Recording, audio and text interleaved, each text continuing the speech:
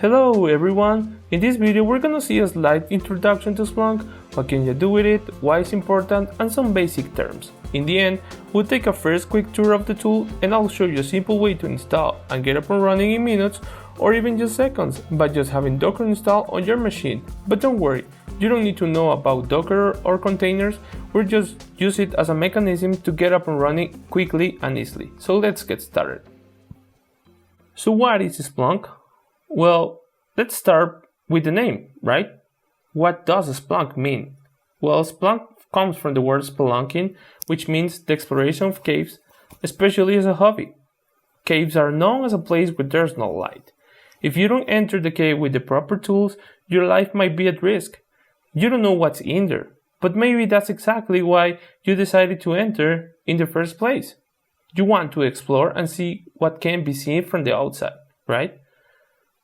So does that sound familiar to you? When there are problems with our applications, we usually go to the servers to read log files, but those log files don't have a standard format that you can easily read to spot problems. Searching for patterns of problems, it's really difficult if you don't have the right tools. But we don't see this problem only with application logs. We see this problem when we collect all the information that is available just because we can do it. It doesn't matter how much data we're collecting, if we can get useful information from it, we're just wasting space on disk. So tools like Splunk are here to help. We can convert all machine data into information that will be useful to take better decisions, not just for troubleshooting when there's a problem, but also to analyze or even for security reasons, right? So what is machine data? Well, it's all the data that we collect from websites, applications, sensors, or any device that we can think of it. With the rise of IoT, collected data increases more and more. With Splunk, we can search, analyze, and visualize in an easy manner all that machine data. But how Splunk can do all of that? Well, let's take a look at some Splunk features that will help you to understand that and how we can get the most of the data that we collected. But more than features, we're gonna see how can you work with data, how you start collecting data, and how can you go through all the way to get useful information from all the collected data that you are storing in Splunk. So let's start by indexing. You first need to have some data to analyze, and the way Splunk works is that you need to index data into Splunk so that it can process or index the data and then store it in the best way possible. You first need to send data to Splunk or upload it, and Splunk will parse that information, will get useful information from it like default fields or where is the datetime, and will convert that data into events. That's really important because we're gonna work with events, not the data per se that we're collecting. So after you have your data indexed in Splunk, the next step or the next obvious step is to search. Once that is installed, searching is the first way that you can interact with all the collected data. Doing searches in Splunk, it is very easy, trust me. You might need to learn the syntax, but don't worry, it's very intuitive. With searches, you'll be able to build reports or even search for any specific conditions using regular expressions, or you can search for patterns that will help you to understand the data.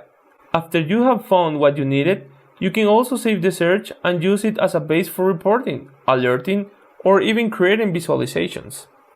And now that I mentioned alerts, well, let's talk about alerts.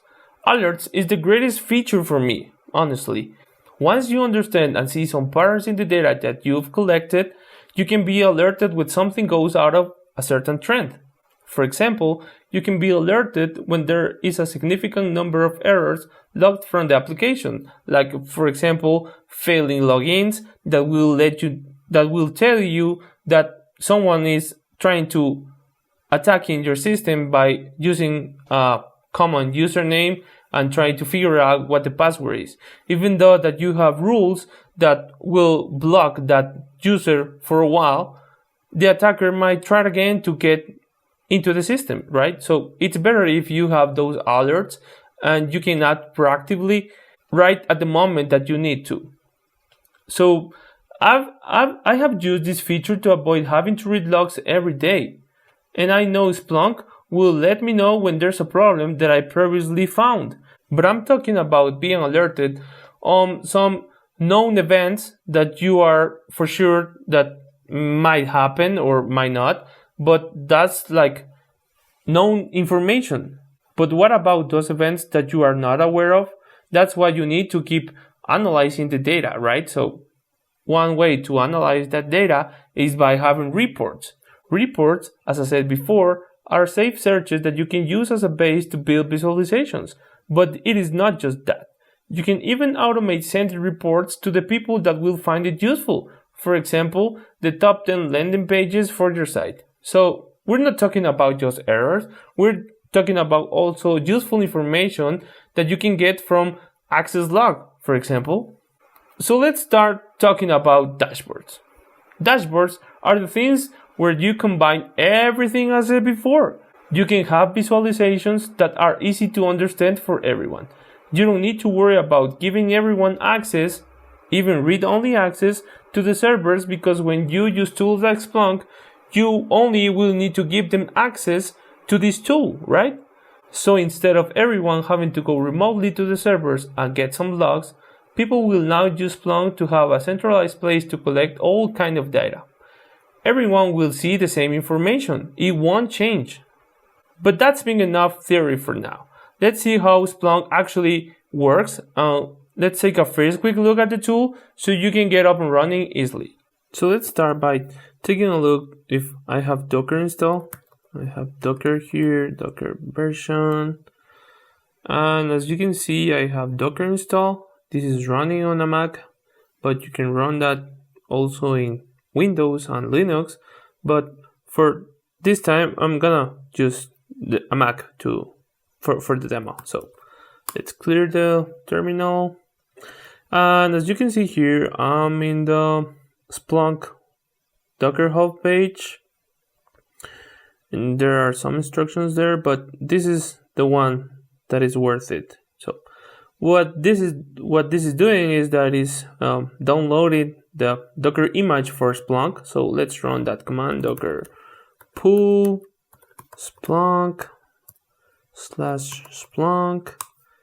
Let's see, let's wait a moment. As you can see, I already have that image on my machine, so I'm gonna just run the command to instantiate the container, which is this command. As you can see here, it says run the Docker image. I'm gonna copy paste here this to the terminal, and it's running. Let's take a look. Docker containerless. It's running, but it is going to take some time to be up. So let's take a look here. Docker logs. You can see that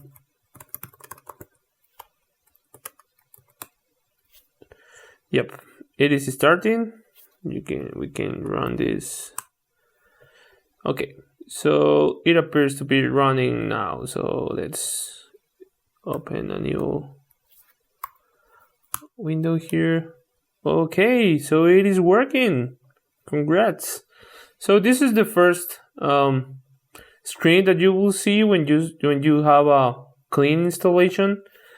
As you can see here, I need to put a username here. The default is admin, and the password is change me. Oh, sorry. Change me. Okay. So I'm gonna use a super password here. I'm gonna change it. Well, this is the welcome screen where you can send some information to Splunk as you use it. Let's close this for now. And this is how it looks. Well, this is the first default application that you will have when you install Splunk. This is a link that you will have some tours of the product. This is the option that we're gonna use right now, which is adding data. We can explore data and we can have Splunk apps. But there's a lot of things that are here that we don't have the time today to look at all of them, but this is for example a custom or a dashboard, a home dashboard that you will see every time that you log in to Splunk. But let's keep with this tutorial by adding data. So as I was saying before, you can upload data on demand, or you can monitor some files and ports or anything that is running in your computer, or in this case in the container. Or you can use forwarders, which is a tool or a process where Splunk would use to send information to Splunk, actually. So this is all the sort of types of logs that you can put on in Splunk. I'm sorry. As you can see, there are web services. You can index data from Apache, IIS. You can take a look to some data for databases like Oracle, MySQL, SQL Server, and things like that. But in this time, I'm gonna use some data they already downloaded. That is this tutorial data, which I'm gonna just drag and drop here. And it says, well, it selected the data. You click next. And here you can change the search type if it's not the default, because it is a zip file. I'm gonna leave that as it is here. Here's the host field that you will need to set. For example, if you are uploading data from a certain server, but in this case, let's say that I'm uploading data from localhost. You can create a new index. You can use the default one. Let's leave all those options as default. So let's review. Let's click on submit. Let's wait a little bit because it's uploading the file, and done. What it did, Splunk, here is that uploaded the data, so it indexed the data, and as I was saying before, the process of indexing data is that Splunk processes or parses the data, transforms the data, and generate events based on that data, so that you can start. So you can start now searching, add more data, download apps, or build dashboards. So let's start by clicking here, start searching. Again, let's keep this tutorial, and as you can see, here is running. Here is summarizing all the data. There are 109,000 events from collected from that zip file that I uploaded, and here is basically the search screen. You can see that there is a source field that you can search if you have doubts about what is in there. These are like a summary. If you click here in the selected fields, you have a summary of all the different sources from that file, which I found it very interesting because you have a really good quick overview of what the data that you have here. These are the fields. These are there are a lot of fields that Splunk recognized from the data that we uploaded, which I found it like really cool, really interesting, because for example, you can see here a list of codes, and you can see how many values are in this data that have code L, what is the percentage, and things like that. Very, very interesting things. For example, you can narrow the search by seeing more details about the events. Like if you click here, you can see more details about that event, or you can narrow the search. You can remove this from the search, or for example, let's take a look to, I don't know what method here. Oh no, that's the event of the request. Let's see, for example, here again, code. Let's click here on L, and this is going to narrow the search. You are seeing less events now, and which is cool because it is now filtering the search, and you can see that here we're talking about only about code L, which is marked here because it's based on the search that we had. So let's say, for example, that we want to go back, and let me show you something more interesting here. If you go here, and you can see that there is a summary of the data that it's for the code. Let's go and click here, for example, the values, and it will generate a new search. But what is interesting here is that you will have a new visualization with all the data that is aggregated, for example, for the code. So let's see that in a graphical manner, in a visualized manner, all the data that is in there. You can have here, or in a table, all the same data, and you can print that, you can export that, or you can share that, which I found it like it is very interesting and really cool. So let's say, for example, that you want to have to search like purchases, for example. Did you see that? Did you see that Splunk is suggesting me some matching terms about what I'm looking for? So let's see, I'm just looking for the events that says purchase. Let's say, for example, that I would like to save this search, and I will save that as a report, and I'm gonna put here purchases, and I'm gonna click save, and I'm gonna view it, the report, and here it is. I can see all the reports. I can share this report. The users with the users that I'm sharing this, they don't have to know about how to search here in Splunk. They can just see the data here. You can obviously change what fields would you like to display here, but if, let's say, for example, you want to change the time frame, because it says that let's take a look to the purchases from all time. You will see here edit, open in search, and we're here again. So it is time for me to demonstrate you this. This is really cool. This is really powerful. You can have, like, for example, presets for filters for dates. Let's say that you want to search for the last 7 days of data. You will have less events again, but it will be only for the last 7 days. So you can save again the search. You click save, you click view, and you will see that now there are less events, and the time range, it also changed. And you can change here. You don't have to necessarily go and back to modify the search. You can also change here the details of the time range. You can keep using the same values that you saw over there.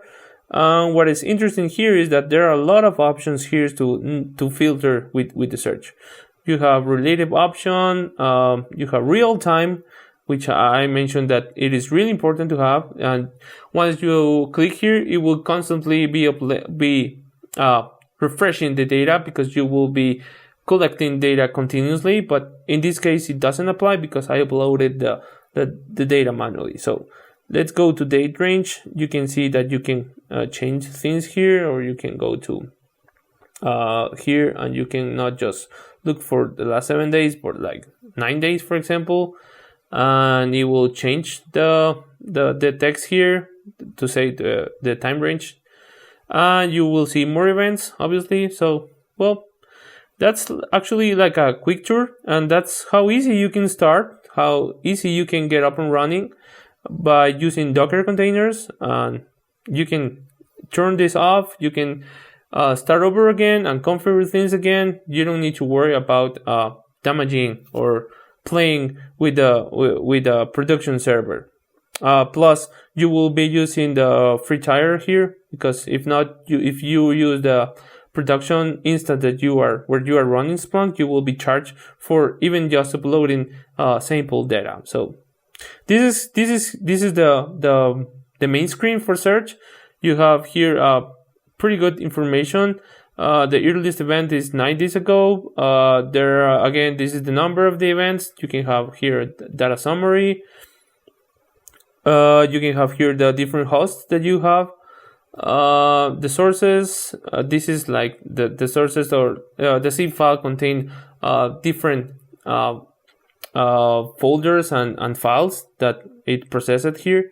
And you also have source types. You have vendor sale, secure, access combined, double cookie, and things like that. Well, it doesn't matter what it is, but it is depending on the application. But what is interesting here is that you can, for example, narrow the search here, and it will give you some examples of how you can search here, which I found it really helpful. But it seems like there's no data in the last 24 hours for that. So let's put here all time. Well, so there's data. As you can see, you can keep searching. There's no extra payment for this. So, well, that's it. I hope you have enjoyed this video. This is just a slight introduction to Splunk. I wanted to explain you what is Splunk and how can you get up and running quickly, easily, and how you can search, upload data. But there's a lot of things that you will need to go and take a look here, like for example, alerts, reports that we already saw previously. There are also some predefined reports, and you can also create some dashboards. So, well, I hope you have enjoyed this video, and see you next time. Bye.